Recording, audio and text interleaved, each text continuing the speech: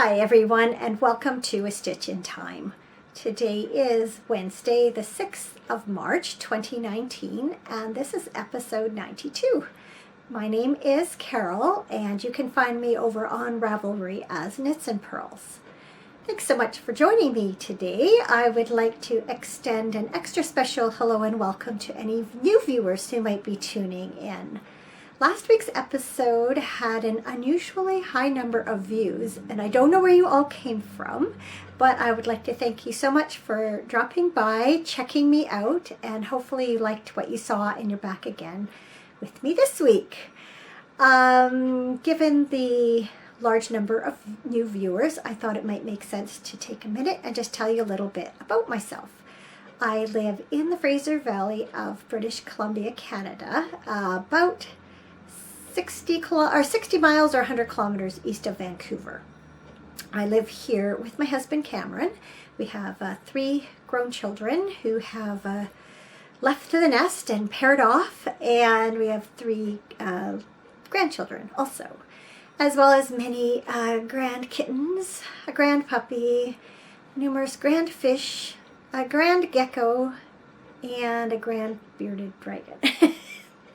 We don't have any pets ourselves anymore. We just go to our kids' homes and visit theirs.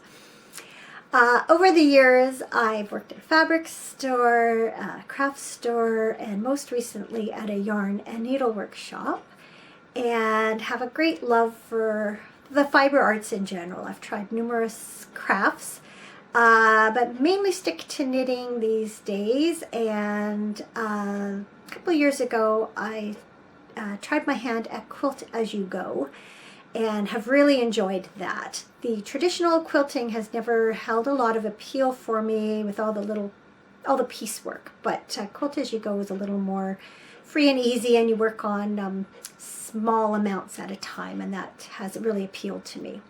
I used to do a lot of cross stitch, but I find it much more difficult now because my vision's not as good, even with my glasses. So I feel like I really need to get some good lighting and maybe a magnifier, and maybe I could get back into that. But right now it's just it's quite a struggle to see what I'm doing.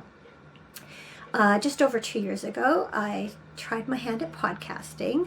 I had been a viewer of podcasts for a long time and had found them very educational and inspirational, and I thought I might have something to offer the knitterly world. And so I put up my first episode in January of 2017, and I'm still here. Those of you who are returning viewers, though, will notice some big changes this week. New graphics, new music, but don't worry, it's the same old me. I have to thank my brother-in-law Ed for his amazing work. He's a graphic artist by trade, and last year I asked him if he would be interested in helping me out, and asked him what he might charge, and the answer was a pair of felted slippers. And I said, well, I can do you one better and also knit you a pair of socks. He very kindly put his talents into helping me out, and it came up with something very different than I had envisioned, but in a good way. That's why he gets paid the big bucks. I was a little bit reticent at first about including my image in some of the graphics. I think we're all kind of self-conscious about how we look, but he convinced me that that was the right thing to do, that I am the brand, so to speak. And I'm really happy with how it all came together. So I'm very excited about sort of redesigning my blog and YouTube page, and also a Ravelry page. So thanks to all of you who've already commented on the changes very positively. And yeah, that's all I have to say about that. I'm feeling a little self-conscious about it, but also very excited. Some business. The New to You craft along ended on February 28th, so I locked the thread the next day, and I used random number generator to choose 2 winners from that craft along chatter thread. And once again, I was worried that well, I wasn't worried. I just had a feeling that I would have to draw a lot of numbers to get posts that did not belong to myself. But actually, like last time, the first 2 numbers I drew were actual participants. And one came from near the beginning of the chatter thread, and one was right at the very end. And so I was really pleased to see the distribution in that way. So the first winner is Cats 6, or Jackie, and she tried her hand at brioche, and she made a pair of brioche mittens, and she said, having done that, she knows brioche is not her thing, but good for her for giving it a try, which is more than I have done. So Jackie, what you have won are these this little package of stitch markers, and they are hopefully you can see, they're shaped like little hearts. Let's see if I can isolate one here. Hopefully. Let's see.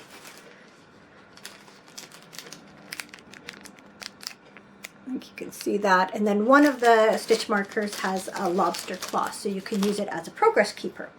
So you get to choose one of these 3 notions pouches. So I'll give you a good look at them. This is one that sort of has a quilted theme, and it's just lined with plain white broadcloth. There's this one. This seems very Monet to me, and it's lined with this matching fabric or coordinating fabric. And then there's this one, and it is lined with that same fabric.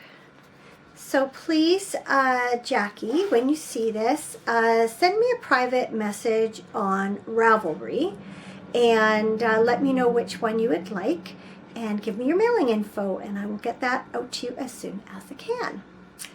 And then the second winner was post number, and Jackie was post number 8. Did I say that already? The second winner was post 117. It was Susan, also known as Knits and Reads. And Susan, you have won this little llama stitch marker. And your choice of one of these 4 project bags. I know I should just choose, but I want people to be happy with what they get. So there's this one, and it's lined with this fabric.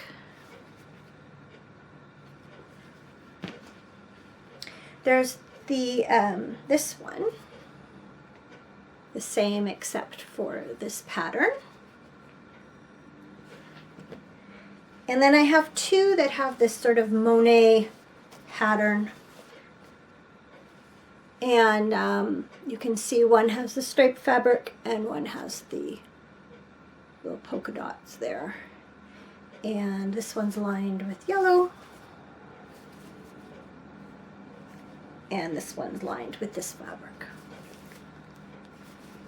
So, Susan, congratulations, and please, again, send me a private message on Ravelry and let me know which bag you would like, and give me your mailing info, and I will get that off to you as soon as I can.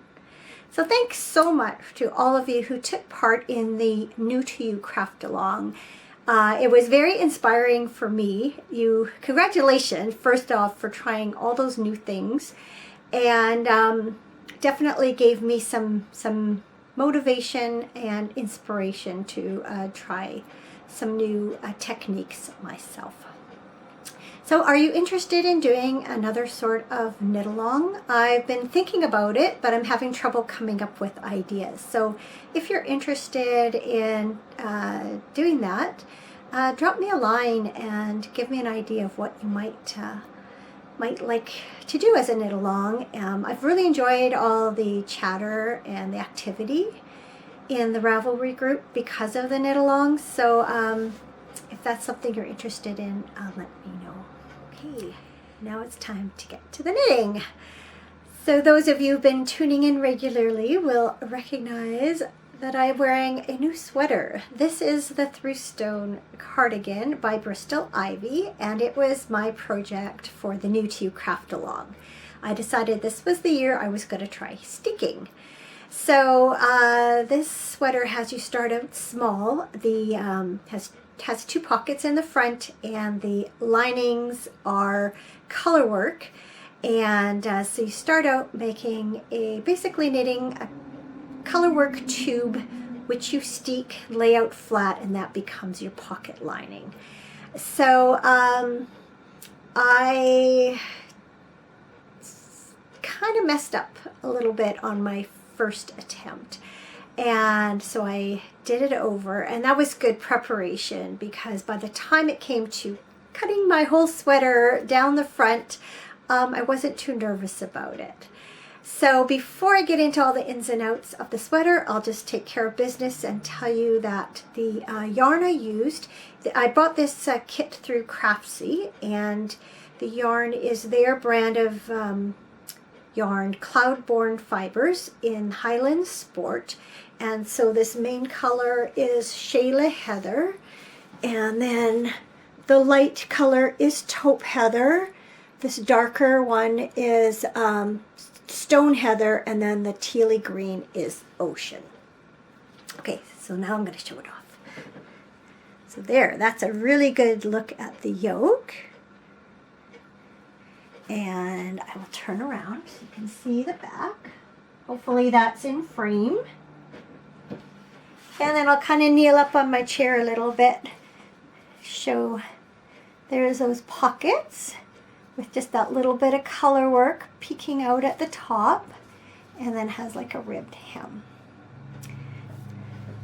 So you can see it fits really nicely.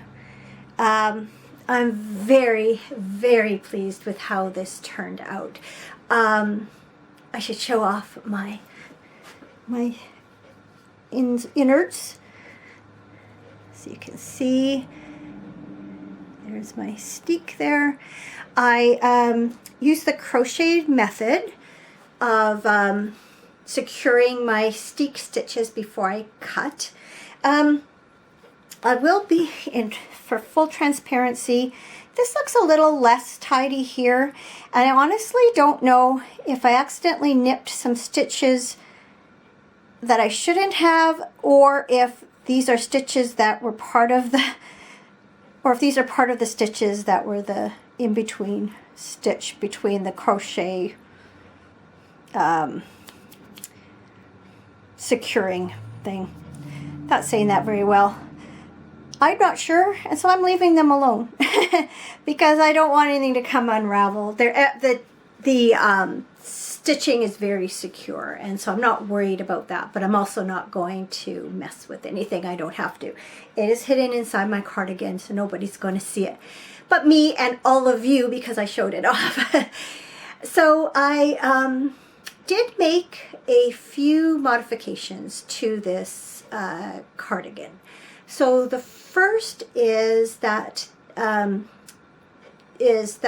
doing the pocket linings, and I've talked about this in a different episode called, I can't remember the episode number, but it's called Eek, I Steeked. There's quite a thorough look at the steeking that I did on these pocket linings. That was my very first attempt at steeking ever. So as I explained in that, you are supposed to cast on, I think it's 30 something stitches for one pocket lining, and work it in the round, then steek the stitches, cut them, and you end up with basically a square of color work to use as your pocket lining. And I found it very difficult to work on such a small circumference while doing color work because I wasn't able to spread my stitches out very much. So I basically cast on for both pockets at the same time and worked both pocket linings at once. So that was my first modification. Another modification I did was because my color work gauge and my stockinette gauge were not the same, I knit further before beginning the ribbing for this pocket than was instructed. And I'm glad I did, because this pocket fits really nice and flat. It turned out to be just the right spot to begin that ribbing, because you rib, cast off, and then you attach this on the next row.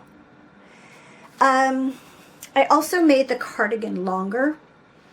I have a long torso, so I tend to add at least an inch to most sweaters anyway, but this one was to me quite a bit shorter than it, well, shorter than my liking, and so I did add some length to it, and I had plenty of yarn. I think I ended up with 2 and a bit skeins left over. I believe they're 50-gram skeins. I also added waist shaping because I am a very straight figure, so anything that'll trick the eye into giving me curves, I'll go for that. Oh, someone's honking the horn out there. Also, this sweater suggests quite a bit of positive ease, and I prefer a more fitted sweater, so I knit the smallest size with the idea that it would fit more closely than was shown in the pattern. Probably one of my more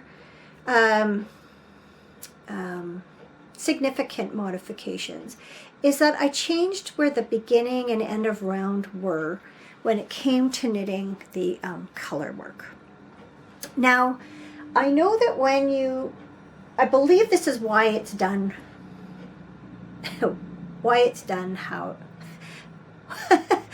I believe this is why the pattern has you do it the way it has it.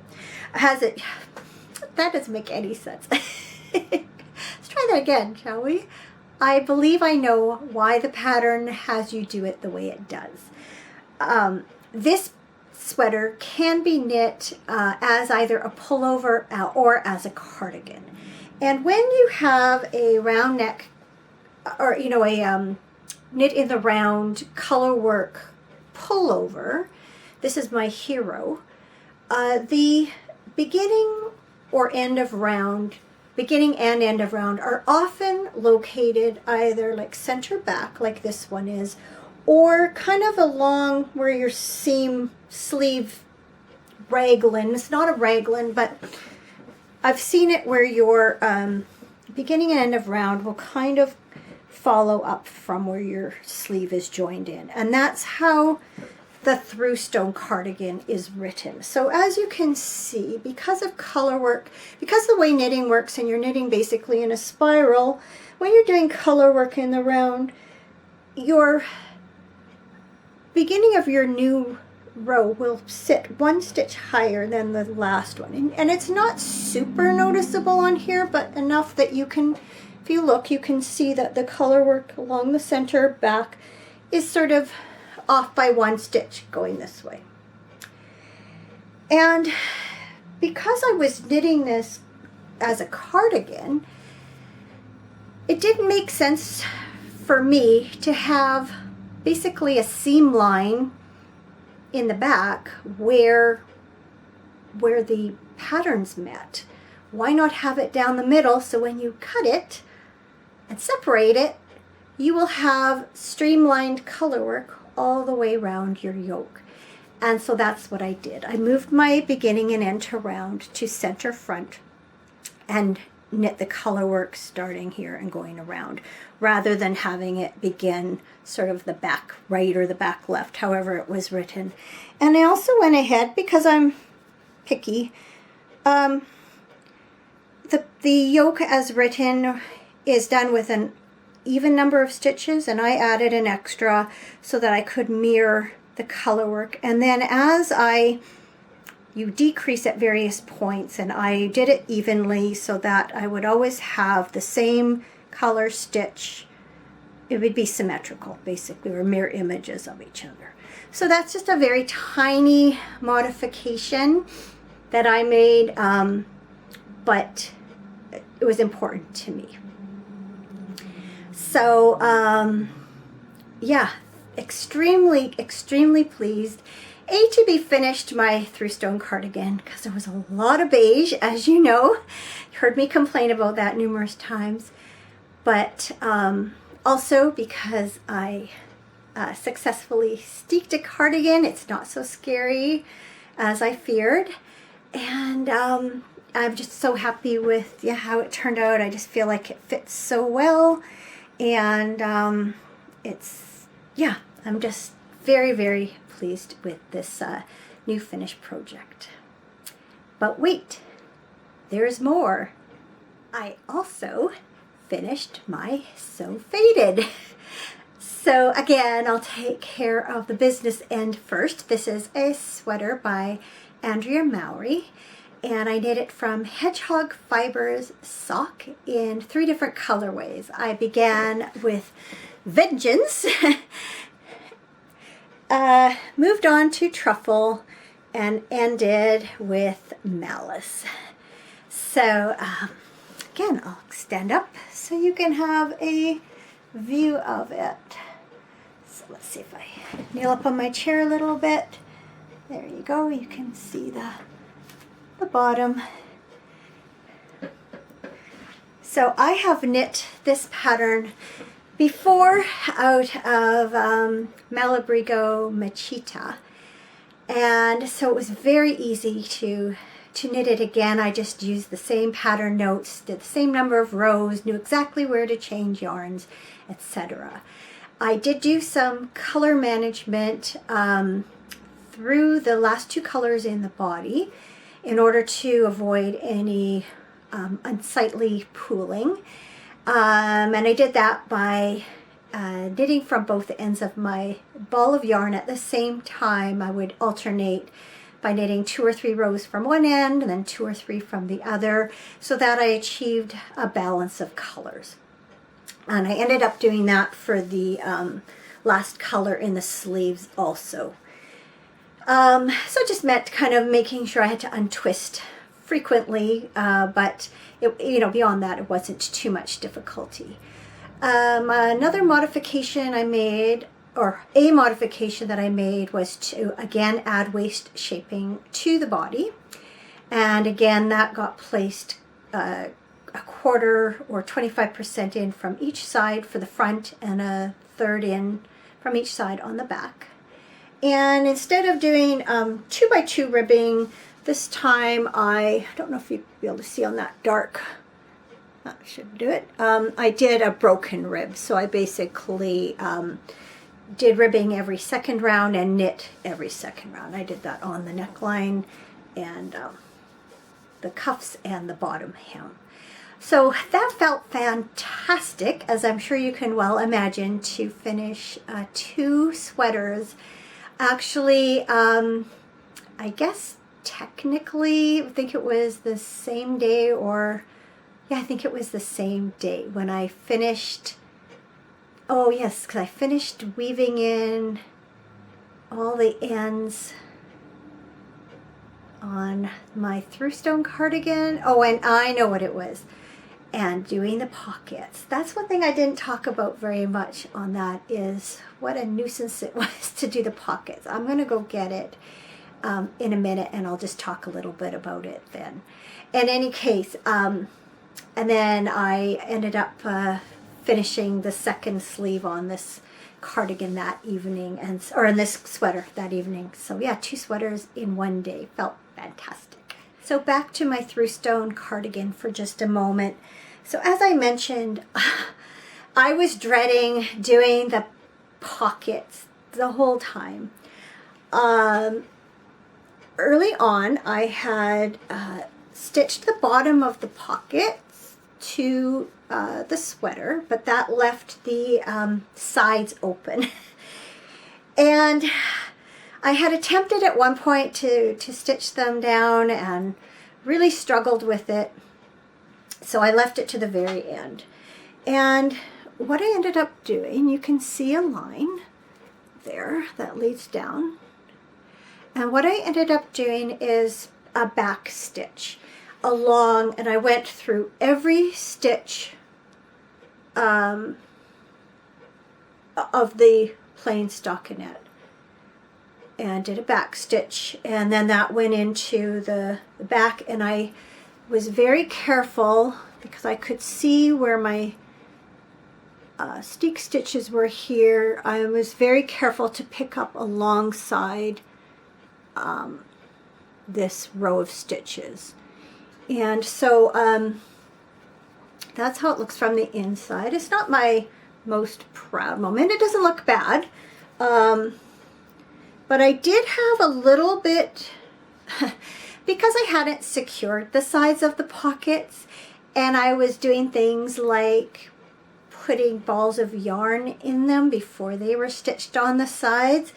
When I came to finish off the sweater, I actually did find in a couple places along like the corner of the pocket here that some of this color work, the steek stitches had slipped a bit. And that's just my own fault. I hadn't secured them well enough, and I wasn't thinking about the fact that actually using the pockets before they were seamed would put some undue stress on those end stitches. So I did have to do a little bit of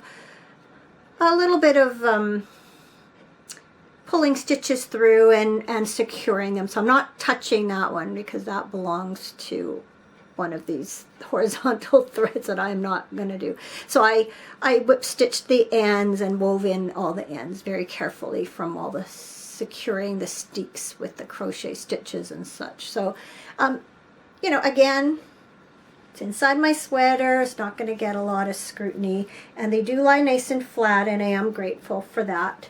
I think the stitching, you know, looks really good. So I am pleased with that. Okay, moving on. Well, here, that gives you a better look at the inside anyway, right? Oh, and I never really showed you my buttons too carefully. Nothing fancy. I just got them at the fabric store. I was hoping, I think the pattern picture, it has a button that has beige and kind of this green on it, and I was looking for something that would pick up the green, but honestly I couldn't find anything. So those definitely match well, they just don't like pop. Okay, I've only been working on, well, that's not true. I've been working a little bit on my Jangles socks, but right now they're just in the ribbed cuff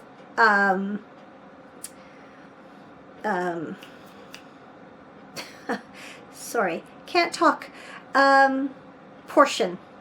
The whole cuff is a 2x2 rib. I'm about halfway down. It's not that thrilling. It hasn't changed a lot since I showed them to you last week. So I didn't bother bringing them in here. But I have made progress on my hazelnut socks, which is from the Handmade Sock Society by Helen Stewart. And I am knitting them from this Magpie Fibers Swanky Sock in the Hells Bells colorway. And I have shown you this one before. I have completed one. And just finished the heel on number 2 and have begun the gusset. And so I'm, you know, halfway through sock number 2. So I'm happy about that. So not much more to say about it. I love this yarn. I know I've gone on and on about this before. I was telling my husband again last night. I love everything about these socks. I love the yarn. I love how the yarn is knitting up with the pattern. I love the feel of the yarn. It's just all together, like, this project makes me really happy. So I'm enjoying working on it again, and there's a part of me that's kind of sad it'll probably get done you know, probably fairly quickly now, probably just another 2 or 3 days, because I'll work on it while we're watching curling this week. So it's not going to be long before it's done. So I'm kind of, in one aspect, happy because then I can wear them. On the other hand, they'll be over and I have to start something new. Show off. I'm just drinking water this week. I don't think I've shown this to you before. I got these a few weeks ago. It's like curling themed glass. I don't know how well that's showing up.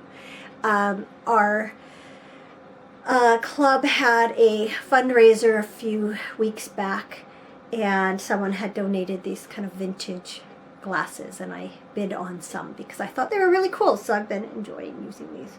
That brings us to up and coming. So if you've been watching, you know that I've knit a number of this felted clog. Most people who I knit slippers for, including myself, prefer that style of slipper. But both my dad and Cameron preferred this one. And this slipper I'd actually made for my dad, but when he passed away, they hadn't really been worn, and so Cameron inherited them. And he has since then developed a couple of holes. I don't know how this one gets done. This one I know is his toe poking through because they were slightly shorter than I would normally felt them for him. Anyway, he's needed them for a little while now. And I did do it for Christmas, and I thought I might do them for his birthday, which was last week, and very selfishly worked on, things like sweaters instead, but it's time. So it's this pattern is also by Bev Gluska's, and it's called Family Classic Felt Slipper. And so I had him look through some of my yarn last night to see what color he wanted, and he chose this yarn. So I've had this in my stash for ages. I had planned to knit a vest out of it for myself, but that's long gone. That plan's long gone. So I decided to pull it out of stash. It's naturally tussock double knit in color 277. So as you can see, it's kind of a tweed. I have no idea if this yarn is still available or not. It's called double knit, but the yardage and the sort of weight of it, the size of the strand, it's more like a worsted, and so I don't have any qualms about using this instead of a worsted weight, which is normally what you would use for this pattern. So I have 4 skeins. I should have plenty. So that's what gets cast on next. Warm Cameron's feet up again. So acquisitions, as I mentioned last week, I had gotten a shipping notice for my group of 7 yarn club from Ocean Wind Knits. So if you are in the club, spoiler alert, I don't know if you've received yours or not yet, so I'm going to show mine off. So fair warning, come back in a couple of minutes. So this one is based on the painting by Lauren Harris called Sun, Fog, and Ice, Smith Sound, 1931. Isn't that beautiful? And Lori did a lovely job of interpreting that painting. Look how gorgeous. Almost looks like Northern Lights as I hold it up, but I guess that way off the ice. I guess that really is in some ways, well, sun, fog, and ice. I guess it's sunshine, but almost looks Northern Lightish. Anyway, gorgeous. Can't wait to knit something out of that. Not sure what yet. I've been contemplating maybe a little shawlette, or I might do socks again. I'm not sure, but I was so happy when it came. I just think it's beautiful. And then she also included this really pretty stitch marker. I don't know if you can tell, it's a little bit sparkly. And there's Lori's card. So yeah, that was a good mail day. As for what I'm reading, last night I finished The Curve of Time by M. Wiley Blanchett, and quite enjoyed this book.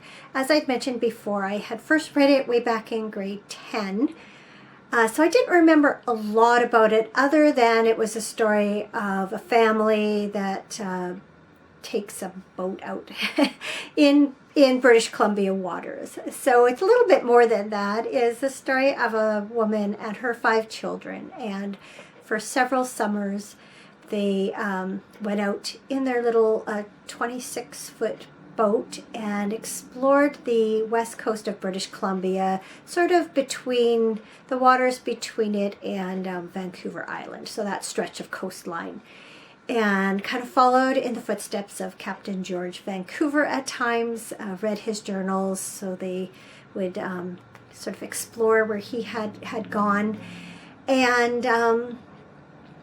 And so it is not told in chronological order. I'm not sure when it was actually written. It was published in, I think, 1961 or 62, but the events take place sort of late 1920s, early 1930s. And there's no real rhyme and reason to the order, other than sometimes she will account some events that took place in sequence, but then she might follow that up by telling a story about something that happened at a completely different time. There's not a lot of autobiographical information in this book. In fact, it's not till right near the end you actually hear the name of one of the 5 children. She mentions 3 of them frequently. Right at the beginning of the book, she mentions the name of one of her other daughters, and at the very end, you learn the name of the 3rd daughter. The other daughter is featured throughout, as well as her 2 sons. So it was kind of interesting in that way. I'd also known from reading some material online, aside from the book, that she had been widowed, and it is not until the very end of this book that she references that occurrence. Not how it happened, just that it did. So you sure don't glean a lot of personal information from this book about the author, but it's interesting to hear about their different adventures and sightseeing along the BC coast. Something I really enjoyed at the near the end, she includes a children's story that she wrote about a whale that got stranded in Seashelt Inlet, I think it is, and tells a story for her. Did I mention it's a children's story? So she has this whale interacting with different a seagull and a goat, etc., and tells his story. Well, I guess it's based on the fact that an orca did in fact get stranded in the harbor for a couple of years, or the inlet for a couple of years, before it found its way out. Because you have to go through a narrow, rough spot before you come into this inlet. So the summer after she wrote this story, she'd never been there. They had never been there as a family. She had just taken some of the landmarks from a chart, and so they decided to explore it the following summer. And so the younger children, were looking for landmarks that were in the story.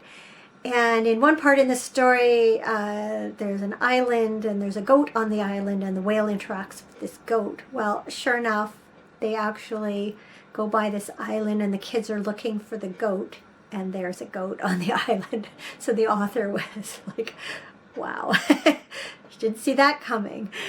At the very end, they talk about heading home, and she talks a little bit about their little house, as she calls it, which I was trying to figure out where it was located based on the clues in the book, and I thought it must be sort of just north of Victoria. And sure enough, I found that mentioned in a little biographical piece about her. So partly interesting to me because some of the places are familiar to me, and just in general, a really just a well written. She has very nice, a really nice writing style. I'd recommend it if you're interested in in that sort of thing. Little sort of I guess it's been quite a popular sort of travel book for many years. Not sure what I'm going to read next. Maybe another Agatha Christie. I know there's one sitting on my nightstand. I'll let you know.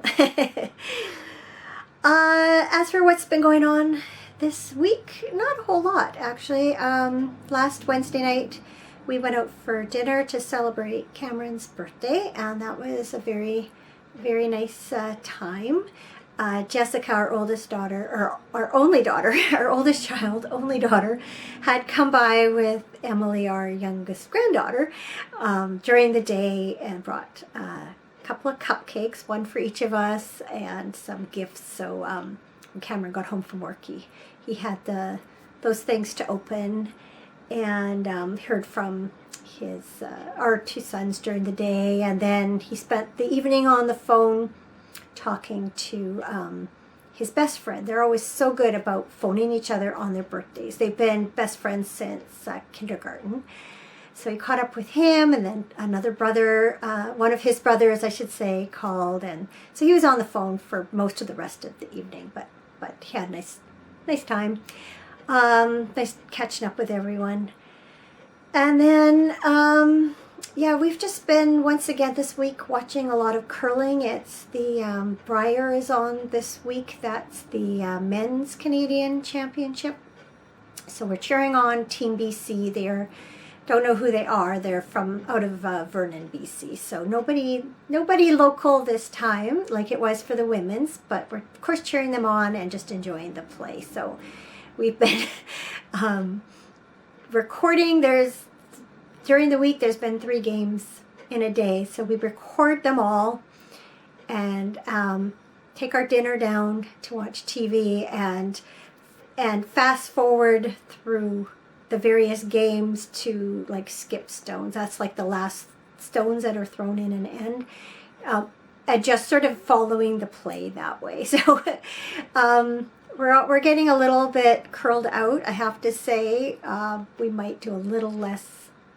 Maybe skip over some games we're less interested in tonight, because it is starting to be a bit much. On the other hand, it's given me tons and tons of time to sit and knit, so that's why I've been able to get so much done this week. And the snow is starting. I just looked out the window. I could see tiny flakes coming down.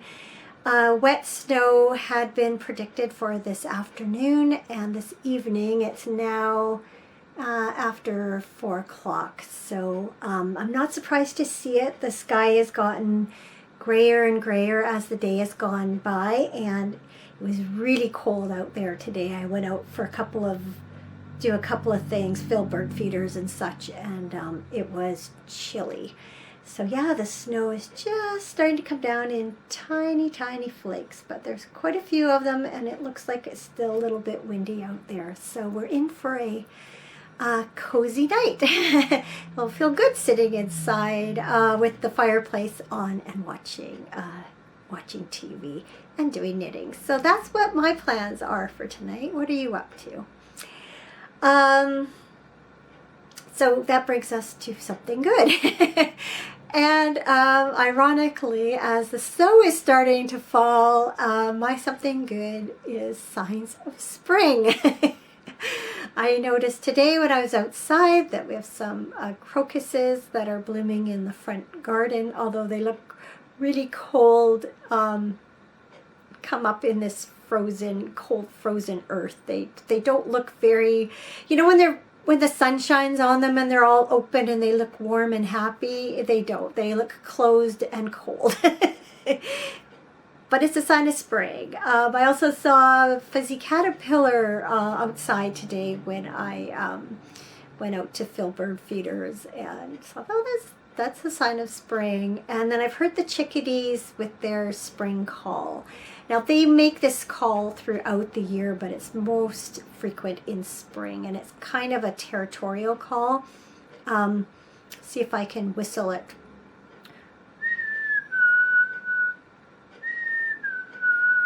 So it's very different than their chickadee-dee-dee-dee-dee.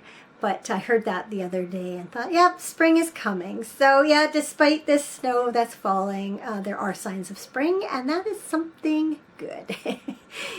So that's it for this week's episode. Thank you so much for tuning in. I should be back sort of around the same time next week. Hope you take care till then. Enjoy your crafting time. And yeah, take care. See you soon. Bye.